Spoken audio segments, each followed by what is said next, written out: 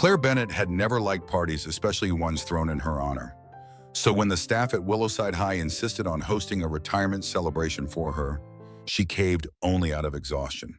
She didn't want to fuss. She didn't want cake. She didn't want the barely warm compliments served with lukewarm punch. Mostly, she didn't want to sit in a room where everyone looked at her like she was a candle being blown out. "You gave us 22 years," Principal Harris had set his hand on her shoulder. "Let us give you one afternoon." One afternoon, Claire thought bitterly, sipping lukewarm coffee from her kitchen table the morning of the party.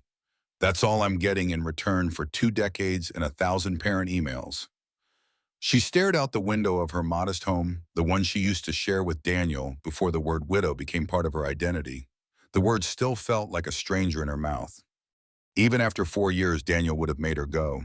He would have made it feel special. He had a way of seeing through her moods and reminding her that she mattered even when she insisted otherwise. But Daniel was gone. The students were long gone. The colleagues, well-meaning as they were, felt like acquaintances in a life she no longer fully belonged to. At 44, Claire didn't feel old, but she felt used up, dried out. She stood up, pushing the coffee aside. She had 3 hours to fake enough joy to get through an afternoon of polite small talk and cupcakes from Costco. The event was held in the school's library, her favorite room on campus. Someone had hung streamers between the bookshelves and scattered framed photos of her on the tables. Most were staff pictures, class photos, or blurry shots of her reading aloud to children 15 years younger than the ones she'd just taught last semester. Claire offered polite smiles, accepted hugs, and thanked everyone like she'd rehearsed. "You're still young," someone said. "You've got so much left to do," she wanted to reply. "Like what? Start over, take up pottery. Learn how to live in a house that's too quiet." Instead, she smiled. "Maybe I'll write a book," she said. She wouldn't, but it sounded good. The only interesting part of the party arrived late. He came in quietly, carrying a sleek black camera bag and adjusting his shoulder strap. Claire noticed him because he looked distinctly unrelated to the rest of the crowd. Younger, clean-shaven, dark curls tucked under a beanie, soft eyes that scanned the room like he was searching for a story instead of a shot. "That's him," she realized, the photographer Jasmine booked. He didn't introduce himself right away. He just moved through the space like he didn't want to interrupt anything, taking canons of laughter and conversation, capturing the way the light slanted through the windows, pausing to get the right angle on a group of teachers smiling with punch cups in hand. Claire mostly avoided him, not because she was shy, she just didn't like having her picture taken. She had always hated seeing herself frozen in time. She could never look at a photo without criticizing it, the neck, the eyes, the softness around her jaw that hadn't been there a decade ago. But at one point, she caught him aiming the lens in her direction. She didn't smile. She didn't pose. She simply looked off to the side, arms crossed, listening to someone tell a story she wasn't entirely paying attention to. Click. She heard the shutter. He didn't ask her permission. She made a mental note to delete it from the set before anyone posted it online. After the party had mostly cleared out and the decorations were being pulled down, Claire stood near the bookshelf flipping through a retirement card. It was full of vague but kind sentiments. "You made a difference. We'll miss you. Good luck on your next adventure." She heard footsteps approach. The photographer stood a few feet away, holding a tablet in one hand. "Sorry, hope I'm not interrupting." She looked up. "No, just absorbing all the cliches." He smiled, warm and hesitant. "I'm Eli Torres. I just wanted to say thanks for letting me shoot today. Your friend Jasmine gave me the gig." Claire nodded. "You do this full time?" "Mostly events and portraits," he said. "And I teach photography workshops when I can. It's a weird mix of paying rent and chasing moments." She raised an eyebrow. "Chasing moments?" He shrugged. "You can't create real ones, but if you're patient, they show up. You just have to be fast enough to catch them." He tapped something on his tablet and held it out. This was one of my favorites. She hesitated, then took the device. It was her, not the version she hated in mirrors, tired, half-smiling, self-conscious. This version was soft open. She was laughing, looking away from the camera light, catching her hair in a way that made her look almost golden. For a second, Claire didn't recognize herself. "I didn't even realize you took this," she murmured. "It was quiet," he said, "but it was real." She studied it longer than she meant to, then handed it back. "You're good," he tilted his head. You're a good subject. Don't lie. I hate photos. I'm not lying, he said, then added, you just haven't been seen properly in a while. The words slipped out so easily that they hung in the air like perfume. Claire didn't know what to say. She felt warmth rise in her cheeks, a mix of discomfort and something else she hadn't felt in years, curiosity. He cleared his throat, sensing the shift. Sorry that came out too, I just meant it as a compliment. No, it's fine, she said quickly. Just unexpected. Eli smiled again, smaller this time. Sometimes the unexpected ones are the best shots. He handed her a card. If you ever want a proper portrait session, no charge. Consider it part of the retirement gift package. Claire looked at the simple white with his name and number printed neatly. I'll think about it, she said. She wouldn't. At least that's what she told herself. That night, Claire sat at her kitchen table again, nursing a glass of red wine, her feet aching from too much standing and smiling. She powered on her laptop, checked emails. Junk one from Jasmine. Wasn't Eli great? He said he'll send over the full gallery in a few days. Curious despite herself, Claire clicked the link. Eli had already sent a preview album. She scrolled through them slowly. They were good, beautiful, even rich with light, unposed reel. Then she saw it again, that photo, the one of her laughing. She zoomed in. Her expression was unguarded. Her eyes were bright. She looked like someone she hadn't been in years. She wasn't sure if she wanted to cry or close the laptop. Instead, she picked up the card, ran her fingers over the name Eli Torres. Underneath it, one short tagline, Moments Matter. Claire stared at it a little longer. Then, without thinking too hard, she opened her email. To alettophoto@gmail.com. Subject, that portrait session. Hi, Eli. I saw the photo, the one you showed me, and a few others. I didn't know I missed being seen until I saw it. If the offer still stands, I think I'd like to take you up on it. Claire almost canceled twice. The morning of the shoot, she stared into her closet as if it were mocking her. Every outfit either tried too hard or gave up too early. The idea of being photographed alone on purpose under soft lighting, with nothing to hide behind, made her stomach knot. She settled on a deep green wrap dress she hadn't worn in years. It had belonged to another version of her, one Daniel had always loved. She stared at her reflection for a full minute before leaving the house, wondering if that woman was still somewhere underneath the careful layers of widowhood and quiet. Eli's studio was tucked above a florist shop downtown. Small, clean, full of natural light. There was a wall of plants in one corner, a coffee machine humming quietly, and a series of framed prints lining the hallway, black and white portraits, all real. None posed, a woman laughing with her eyes closed, a man gazing at something far away, thoughtful, a child mid-jump blurred with joy. Claire walked in cautious. Eli looked up from his laptop and grinned. You came. I almost didn't, she said. I figured, he said, gesturing toward the couch. People rarely want to see themselves, especially when they've convinced themselves they've already faded. She sat. Is that your way of telling me I'm insecure? He chuckled. That's my way of saying you're human. Claire relaxed a little. I've got coffee, he said, pointing to the counter, or something stronger if you're nervous. I keep whiskey for skittish clients. Coffee's fine. She took a mug, wrapping her hands around it like armor. Eli adjusted some lighting, kept the conversation light. He asked about her favorite books. She told him she'd been obsessed with Jane Eyre as a teenager. I thought brooding men were romantic. Turns out they're just exhausting in real life, he laughed, noted. She asked about his photography. Did you study it? Self-taught mostly, he said, adjusting the lens. My mom used to work in a nursing home. I'd go with her after school and take photos of the residents. Something about the way time sits on someone's face, I got obsessed with capturing it. Claire tilted her head. You must have been a strange teenager. The strangest, he said with a grin. But those photos, they taught me something. People bloom differently when someone's paying attention. He lifted the camera. You ready? Claire stiffened instinctively. Not even a little. That's okay. We're not doing Vogue today, just you being you. He started slowly, nothing forced. He didn't tell her to smile. He didn't pose her with awkward hands or fake props. He asked questions instead. What's something you used to love that you don't do anymore? She blinked. That's personal. Exactly. Claire hesitated, then answered. I used to dance, not professionally, just around the house with music on. With Daniel. What kind of music? Jazz. Real jazz. The kind with scratchy vinyl and no lyrics. Favorite musician Chet Baker, she said softly because he always sounded like he was apologizing. Eli lowered the camera for a moment. That's beautiful. It's also sad. Maybe both. The session continued and something shifted. The more she talked, the more she relaxed. Eli had a way of listening that made silence feel like space instead of absence.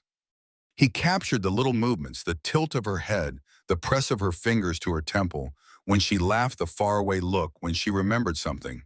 Nothing felt staged. At one point, Claire caught her reflection in a mirror across the studio, hair slightly windblown, eyes wide color in her cheeks. She didn't look old, she looked awake. Afterward, Eli offered her water, and they reviewed a few of the shots on his laptop. Claire leaned in nervous, then stunned. The photos weren't glamorous, but they were honest.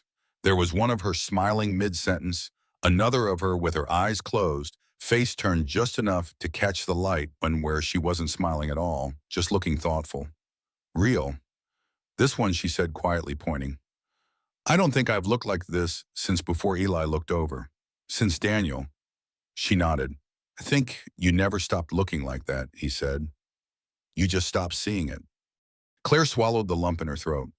You're very good at this. I don't think it's about being good, he replied. I just wait long enough for someone to forget the world is watching. She didn't speak. The silence stretched, but it wasn't uncomfortable. Finally, Claire asked, why do this, portraits of people who aren't famous, just normal people? Eli sat back. Because we all forget what we look like when we're not performing. And I think everyone deserves to be reminded. Claire felt something in her chest shift, like the opening of a door that had been closed for years. They talked for another hour about everything, nothing. He asked if she'd ever traveled.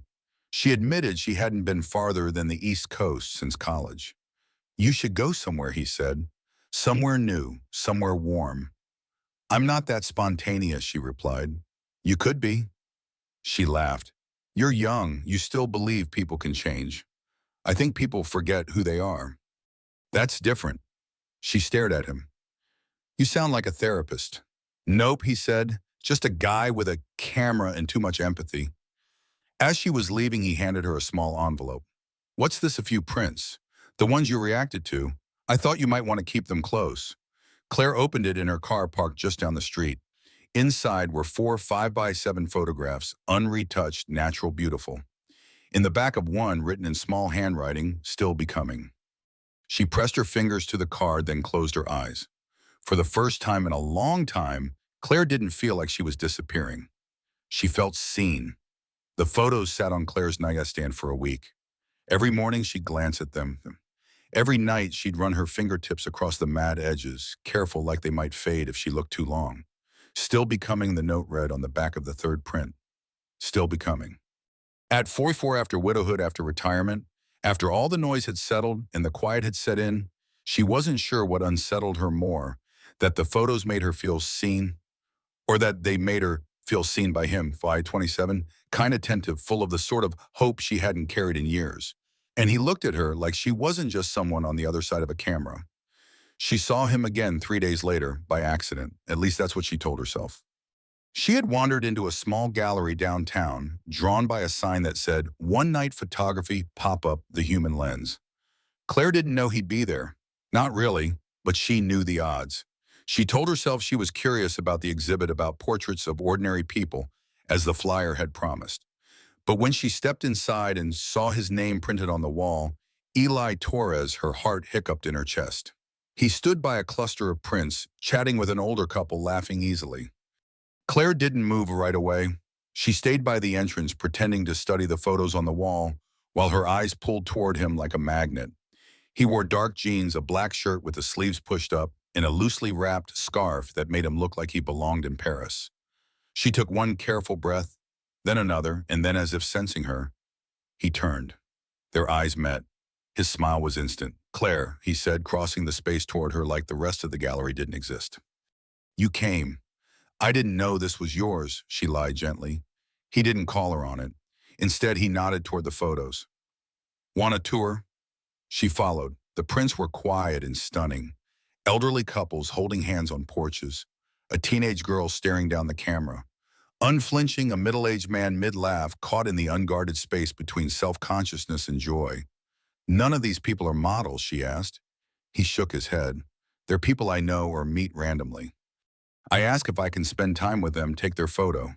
Sometimes it's just an hour, sometimes a whole week. Claire looked at one, a woman with silver hair brushing her fingers across the surface of a piano. She looks like she's remembering something. She was Eli said. Her husband died 10 years ago. She said she hadn't played since. I asked her to sit at the keys while I took her portrait. She started to cry halfway through, but she kept playing. Claire's throat tightened. You don't just take pictures, she said quietly. You open doors. He looked at her. That's the idea. They stood for a while sipping wine in plastic cups while the noise of the small crowd buzzed behind them. Claire felt oddly comfortable.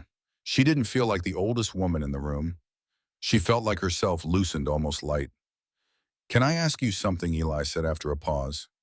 Depends on the question. He smiled. When's the last time someone took your story seriously? Claire blinked.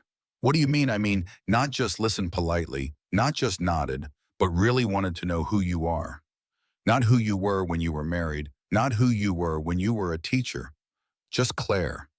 She didn't answer right away. The truth was simple, painful.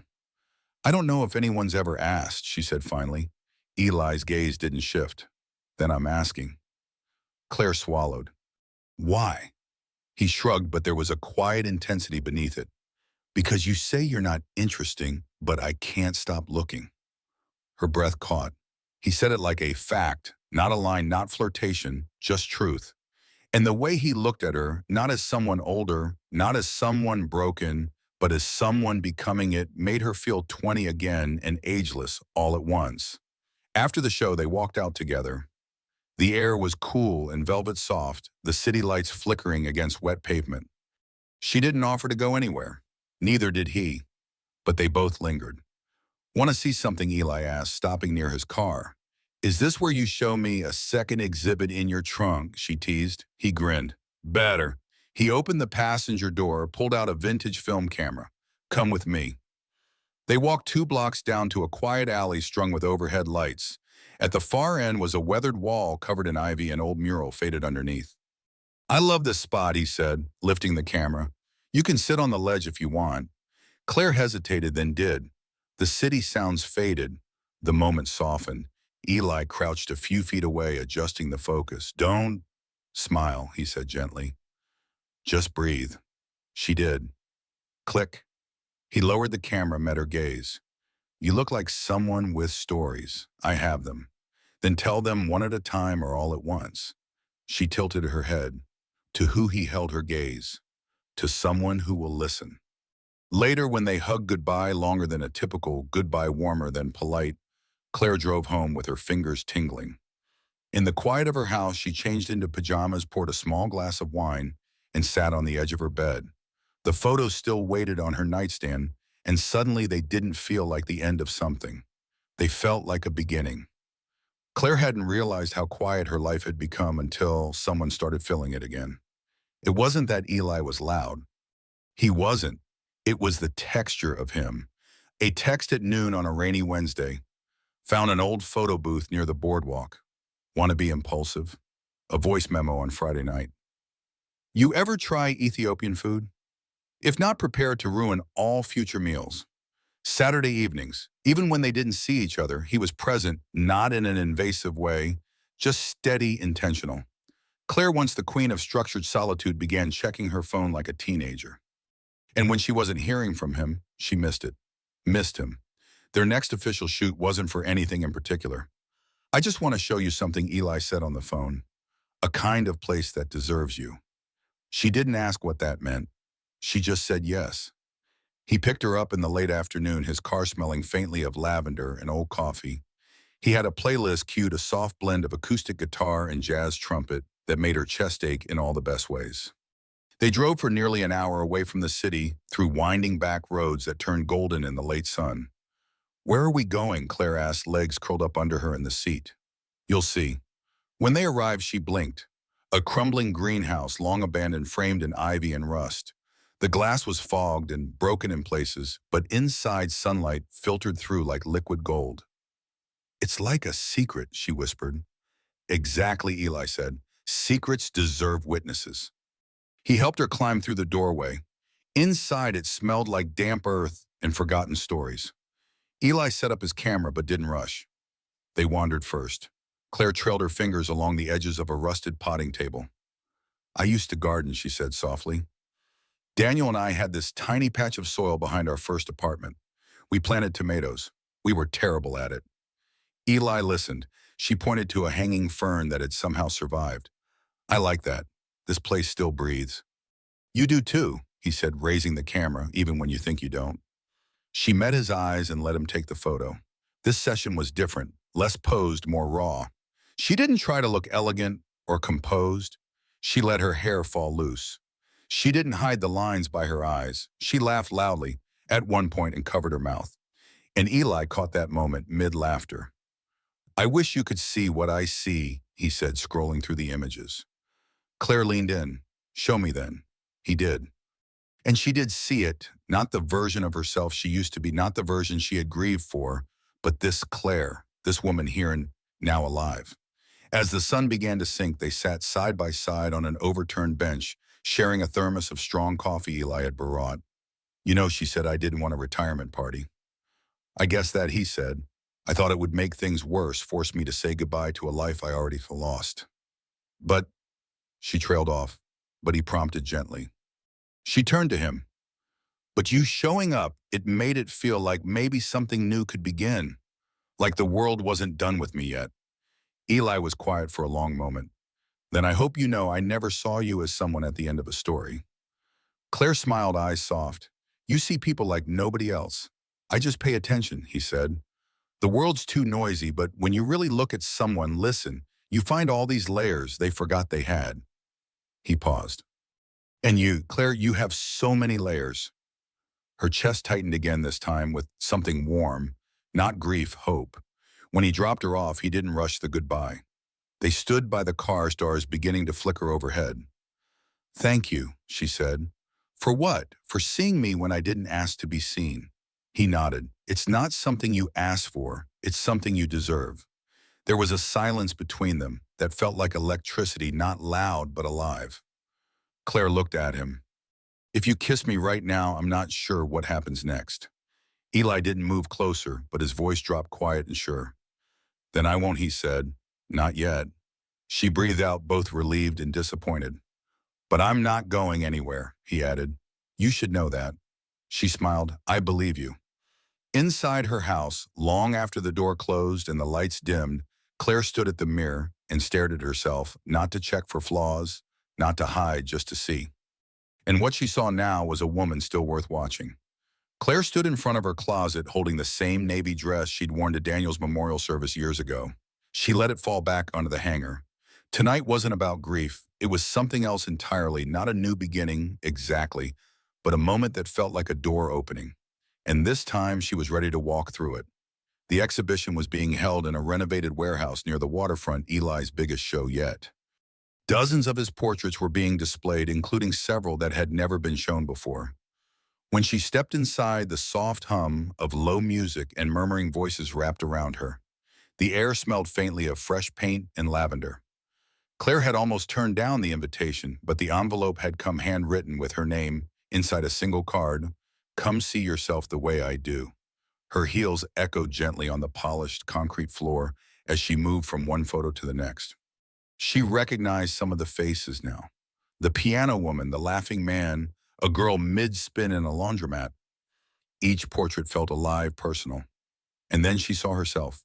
The greenhouse, her hair loose, her eyes unguarded, a half-smile caught between memory and something brand new. But it wasn't just one photo. There were 5, all of her, spread across one section of the gallery, a subtle sequence of moments from that first cautious shot at her retirement party to the photo of her leaning against the ivy-covered wall, a quiet defiance in her posture. She stared at them for a long time, not out of vanity, but because they felt like a mirror she hadn't realized she needed. A mirror held by someone who chose to see her fully. Too much, came Eli's voice behind her. She turned. He was dressed simply black, button-up sleeves rolled to the elbow, a quiet nervousness in his eyes. "It's beautiful," she said softly. "But why me?" He stepped closer, not too close, just close enough. "Because people forget that beauty doesn't disappear. It changes, deepens. And because you reminded me that time doesn't take everything, sometimes it gives us back more than we lost." Claire's throat tightened. "I didn't expect any of this." "I didn't either," he said, "but I kept showing up, and so did you." A pause. "Then, Claire," he said gently, "this isn't about an age gap. It's not about roles or timelines or what people will say. It's about what I feel when I'm around you, what I see when I look at you, and I've never wanted to stay somewhere as much as I want to stay with you." Tears welled not from sadness, from recognition. She'd spent years living for others, then years surviving. And now here was this man, not just younger, not just kind, but present. She felt more alive now than she ever had at 30. She smiled, eyes brimming. "I'm not the same woman I used to be." "I know," he said. "You're even better." They stepped outside together, the wind off the water tugging lightly at her hair. He took her hand, not forcefully, just naturally, like he'd been waiting for her to offer it. She did. And they walked past the lights, past the gallery windows, into the night that didn't feel like an ending, but something just beginning. 6 months later, Claire's garden bloomed again, not because of Daniel, but because she wanted it to. Eli came by twice a week sometimes to take pictures, sometimes just to sit and drink coffee beside her on the back steps. She didn't ask what it all meant, didn't demand a label. But one afternoon he showed her a new photo, a black and white candid, her laughing son in her eyes, dirt on her hands, a flower pot in her lap. On the back he'd written, "Gary, still blooming with love, E." She pressed the photo to her chest and knew he hadn't just changed everything. He'd helped her see everything she still was and everything she still could be. The story of Claire Bennett and Eli Torres reveals a profound truth. Sometimes the greatest gift life offers is someone who sees you when you've forgotten how to see yourself. At 44, Claire, a widowed teacher, felt her life had faded into quiet retirement, her vibrancy buried under years of loss. Yet Eli, a young photographer, didn't just capture her image. He captured her essence, showing her a version of herself she thought was gone. His lens taught us that beauty doesn't vanish with time.